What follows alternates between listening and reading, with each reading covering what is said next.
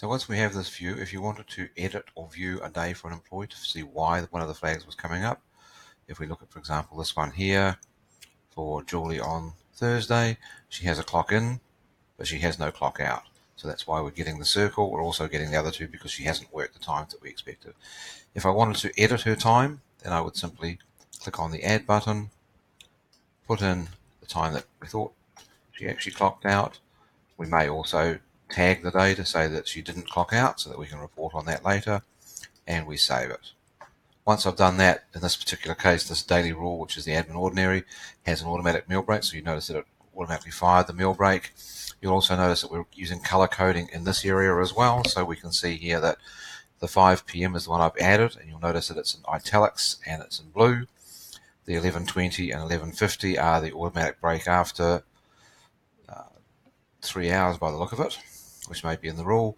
And again, it's italicized. It shows you that means that the system has generated that, whereas the plain text one is her rounded time and her actual time. So you'll always see the actual clocking. In this case, we're rounding to the nearest 5 minutes. That's why it's gone to 8:20.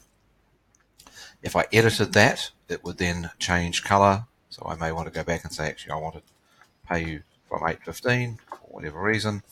When I do that, the flag disappears because I've edited it and verified it. It now goes blue again, but it keeps the original time, so you can't remove an original time.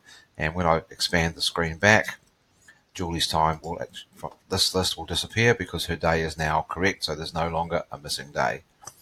The other options we've got in here is if we, for example, wanted to come in here and Mike had forgotten to clock completely, or he was away on some form of leave, then I could come in here just as I can with this record here. I can come in and say, okay, the reason that there's no clocks is because it was paid time off.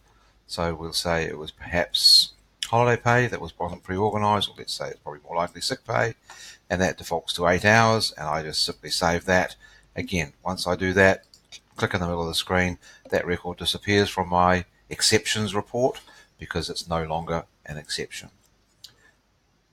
I can come in and edit any of these days. So again, coming back to Mike, let's assume that the reason he wasn't there is because he was taking leave without pay, and I'm going to just treat that as a non-working day, and I simply save that so that now I know that that's been sorted. There's no longer an exception on the screen. So this ability to view only the exceptions, which means if I've got a large number of employees, I'm only dealing with those employees that I need to deal with.